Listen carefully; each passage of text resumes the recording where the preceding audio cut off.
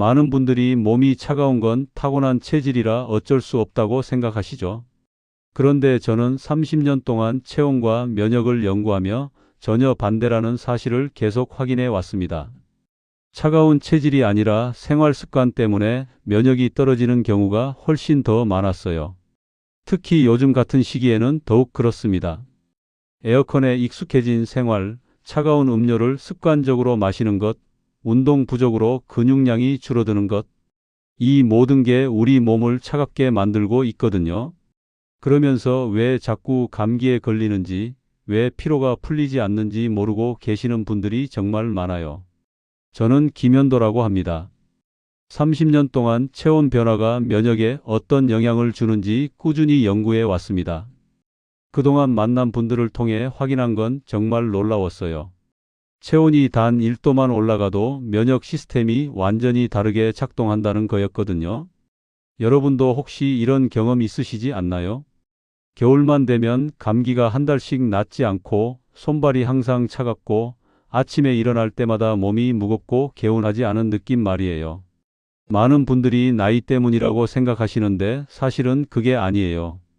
오늘 이야기 들으시면 왜 계속 감기 걸리고 피로가 쌓이는지 명확하게 이해되실 거예요. 그리고 더 중요한 건 이런 상황을 어떻게 바꿀 수 있는지도 구체적으로 알게 되실 겁니다. 복잡한 방법이 아니라 정말 간단한 생활 습관만 바꿔도 놀라운 변화를 경험하실 수 있거든요. 이 내용 처음 들으시는 분 계신가요? 아마 대부분이 그러실 거예요. 왜냐하면 우리가 지금까지 체온에 대해 너무 무관심했거든요. 체온이 면역에 얼마나 큰 영향을 주는지 제대로 알고 계신 분이 거의 없어요. 오늘 이 이야기를 끝까지 들어보시면 여러분의 건강관리 방식이 완전히 달라질 거라고 확신합니다. 며칠 전 한 통의 연락을 받았습니다. 평소 부침성 좋던 큰 누나가 요즘 감기가 한 달째 낫지 않는다며 걱정을 털어놓더라고요. 손발은 항상 얼음같이 차고 아침마다 몸이 뻣뻣해서 일어나기조차 힘든 날이 많다고 했습니다. 그러다 보니 밖에 나가는 것도 줄고 기운도 점점 떨어졌다고 하더라고요. 처음에는 단순히 환절기 감기려니 했어요. 그런데 이야기를 자세히 들어보니 문제가 그게 아니었습니다. 밤에는 이불을 덮어도 발이 시려서 잠들기 힘들고 낮에는 소화가 안 돼서 식사 후에도 속이 더부룩하다는 거예요. 심지어 따뜻한 곳에 있어도 어깨와 목 뒤가 계속 차갑다고 하더라고요. 그래서 제가 딱 한 가지만 체크해 보자고 했습니다. 바로 체온이었어요. 체온계를 가져다 대니 35도 후반이 나오더라고요. 정상 체온인 36.5도보다 거의 1도나 낮았습니다. 그동안 소화도 잘 안 되고 피로가 오래 가던 이유가 이미 몸이 차가워져 있었기 때문이었어요. 이게 정말 중요한 포인트입니다. 많은 분들이 자신의 체온이 얼마인지도 모르고 계세요. 그런데 체온이 정상보다 1도만 떨어져도 면역 시스템이 제대로 작동하지 않아요. 감기 바이러스와 싸울 힘이 부족해지는 거죠. 그러니까 감기가 한 달씩 가는 게 당연했던 겁니다. 혹시 아직 구독과 좋아요를 누르지 않으셨다면 지금 바로 눌러주세요. 이 채널은 여러분의 건강한 노년을 응원합니다. 오늘 이 영상에서 말씀드릴 내용은 여러분의 면역 관리 방식을 완전히 바꿀 수 있는 중요한 지혜입니다. 이 이야기를 끝까지 듣고 실천하셔야만 진정한 변화를 경험할 수 있어요. 그래서 큰 누나와 함께 생활에서 작은 변화부터 시작했습니다. 아침에 일어나자마자 따뜻한 물 한 컵, 저녁에는 10분 발조, 자기 전목 뒤에 따뜻한 수건 올리기. 너무 단순했지만 놀라운 일이 일어났어요. 일주일 만에 손발 온도가 달라지고 감기도 훨씬 빨리 나아졌다고 하더라고요. 그리고 더 놀라운 건 밤에 잠도 훨씬 깊게 자게 되고 아침에 일어날 때 몸이 한결 가벼워졌다는 거예요. 소화도 편해져서 식사가 즐거워졌다고 하시더라고요. 단지 체온만 올려줬을 뿐인데 이렇게 많은 것들이 한꺼번에 좋아진 거죠. 끝까지 보지 않으시면 가장 중요한 실천법을 놓치게 됩니다. 특히 마지막에 나올 단 하나의 습관이 모든 것을 바꿀 수 있어요. 뒤에 나올 체온 관리 방법을 모르시면 지금까지의 노력이 의미 없어질 수 있거든요. 이렇게 몸이 조금만 따뜻해져도 면역이 어떻게 반응하는지 이제 본론에서 하나씩 설명드려 볼게요. 왜 지금 당장 여러분의 작은 습관을 바꿔야 하는지 분명하게 깨닫게 되실 겁니다. 체온이 떨어지면 면역이 무너지는 이유 6가지에 대해 말씀드리겠습니다. 먼저 저체온 상태에서 면역이 어떻게 둔화되는지부터 살펴볼게요.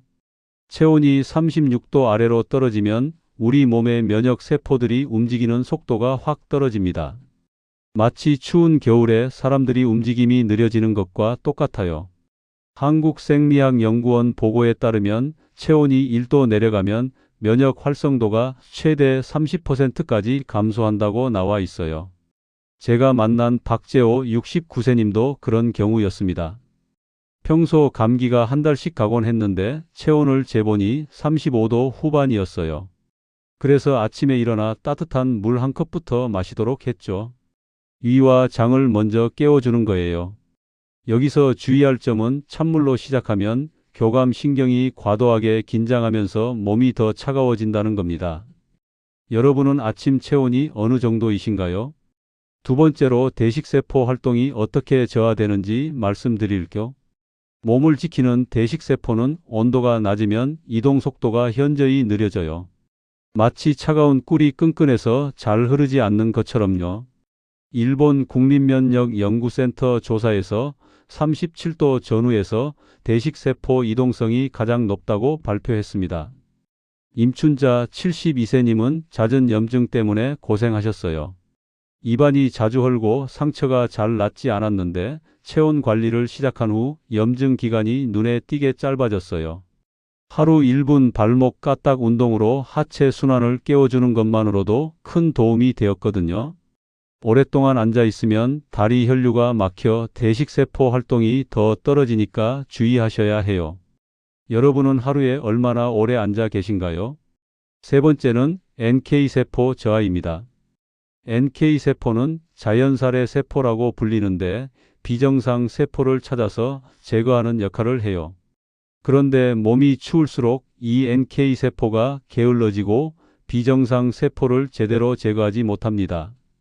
한국면역학회 자료에서 체온 1도 상승 시 NK세포 활성도가 크게 증가하는 것으로 나타났어요. 최상문 75세님은 식은땀과 피로가 심해서 일상생활이 힘드셨는데 목 뒤, 온찜질을 20분씩 하면서 신경과 혈관을 동시에 풀어주니까 전반적인 컨디션이 완전히 달라졌어요. 다만 뜨거운 찜질팩을 맨살에 바로 대면 화상 위험이 있으니까 얇은 옷 위로 하시는 게 좋아요. 목 뒤가 자주 차갑게 느껴지시나요? 네 번째로 혈액순환 저하에 대해 말씀드릴게요. 체온이 떨어지면 혈관이 수축하면서 산소와 영양 전달이 늦어져요. 마치 좁아진 도로에서 차들이 막히는 것과 같은 이치예요. 대한순환건강연구의 조사에서 체온 상승 시 말초 혈류량이 확연히 증가한다고 밝혔습니다. 김효자 68세님은 손발 저림이 심해서 밤에 잠들기도 힘드셨어요. 그런데 저녁마다 발목 위까지 따뜻한 조욕을 10분씩 하니까 증상이 크게 줄었어요. 물이 미지근하면 효과가 없고 손 넣었을 때 뜨끈하다 정도가 적당해요. 여러분은 밤에 발이 시려서 잠 설치신 적 있으신가요? 다섯 번째는 소화 저하와 대사 속도 감소입니다. 위장도 근육인데 차가우면 움직임이 둔해져요. 한국영양대사연구소 분석에서 체온이 낮은 사람은 위 운동 속도가 평균보다 20% 저하된다고 했어요.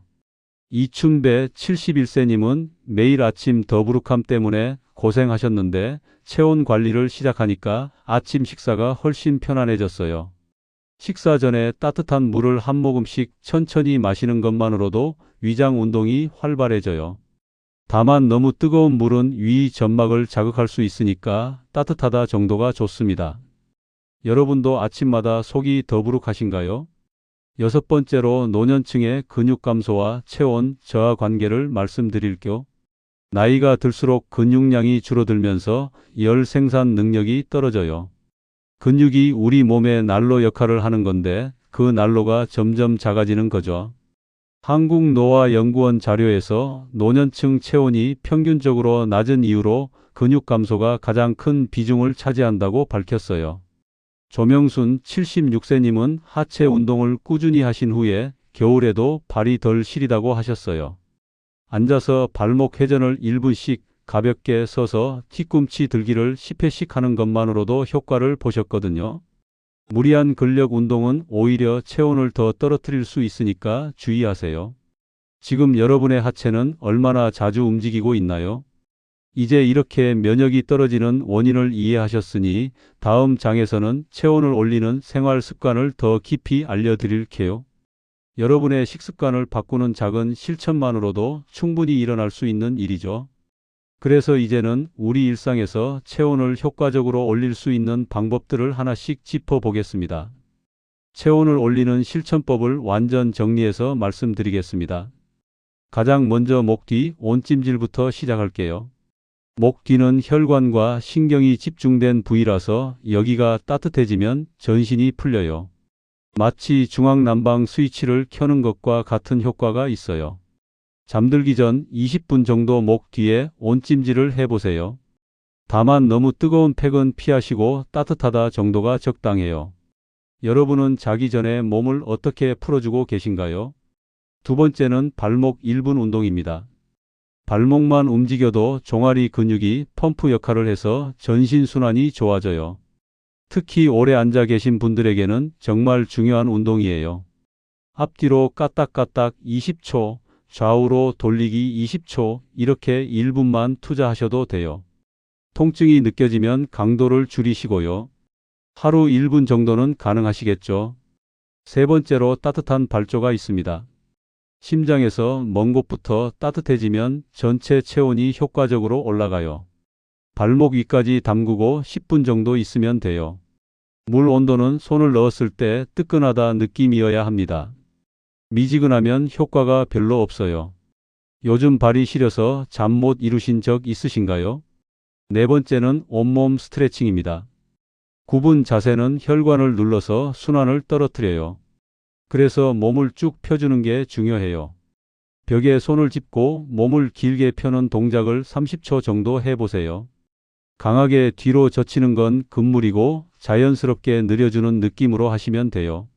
오늘 몸을 한번 제대로 쭉 펴보셨나요? 다섯 번째는 따뜻한 물 습관입니다.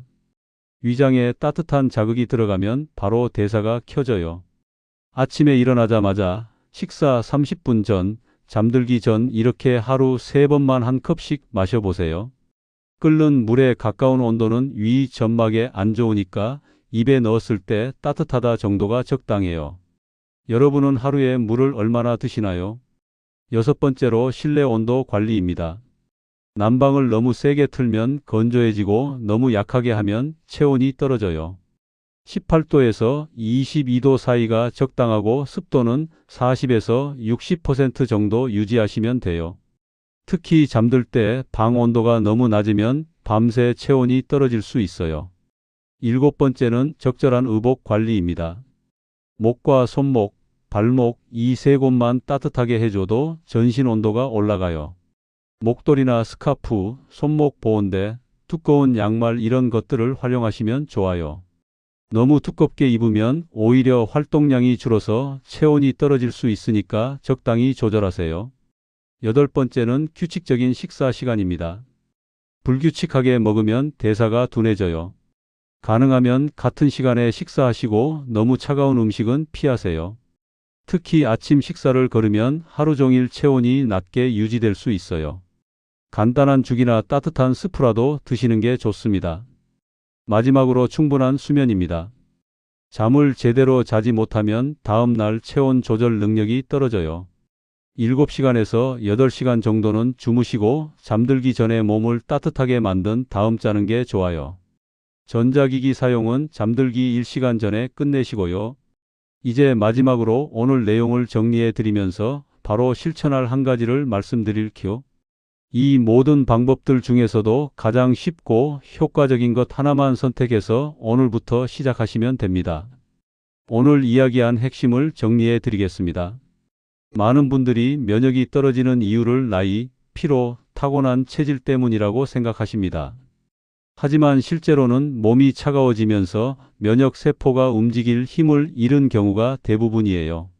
체온이 1도만 떨어져도 면역 활성도가 30%까지 줄어들고 대식세포와 NK세포의 활동이 현저히 둔해집니다. 잘못 관리했을 때는 이런 일들이 계속 반복돼요. 감기는 한 달씩 오래가고 소화는 둔해져서 아침마다 더부룩하고 손발은 항상 차갑고 밤에는 발이 시려서 잠들기 힘들어집니다. 피로는 쌓이고 염증은 자주 생기고 상처는 잘 낫지 않아요. 이런 악순환이 계속되면서 전반적인 컨디션이 점점 나빠지는 거죠. 반대로 몸을 따뜻하게만 해줘도 완전히 다른 삶을 경험하실 수 있어요. 면역 세포가 눈을 뜨고 활발하게 활동을 시작합니다. 감기 회복이 빨라지고 염증이 줄어들고 소화가 편해져서 식사가 즐거워져요. 밤에는 잠도 훨씬 깊게 자게 되고 아침에 일어날 때 몸이 한결 가벼워집니다. 손발이 따뜻해지면서 전신순환이 좋아지고 대식세포와 NK세포가 제 역할을 다하게 되니까 전체적인 건강 상태가 향상되는 거예요. 이런 변화는 며칠 만에도 느낄 수 있어요. 일주일 정도만 꾸준히 해보시면 확실한 차이를 경험하실 수 있을 겁니다. 그래서 오늘 당장 실천할 수 있는 가장 간단한 한 가지를 말씀드릴게요. 바로 아침에 일어나자마자 따뜻한 물 한 컵을 마시는 것입니다. 이 한 컵이 체온 스위치를 가장 먼저 켜주는 역할을 해요. 위장을 깨우고 전신순환을 시작시키고 하루 종일 체온이 적절하게 유지되도록 도와줍니다. 물 온도는 입에 넣었을 때 따뜻하다 정도면 되고 너무 뜨겁거나 미지근하면 효과가 떨어져요. 아침 루틴에 딱 이 하나만 추가해 보세요. 양치하고 세수하고 따뜻한 물 한 컵? 이것만으로도 하루가 완전히 달라질 거예요. 그리고 시간이 되시면 저녁에는 발조를 10분 정도 해보시고 잠들기 전에는 목 뒤 온찜질을 20분 정도 해보세요. 이렇게 아침과 저녁에 체온 관리를 해주시면 면역 시스템이 훨씬 안정적으로 작동할 거예요. 특히 요즘 같은 환절기에는 체온 관리가 정말 중요해요.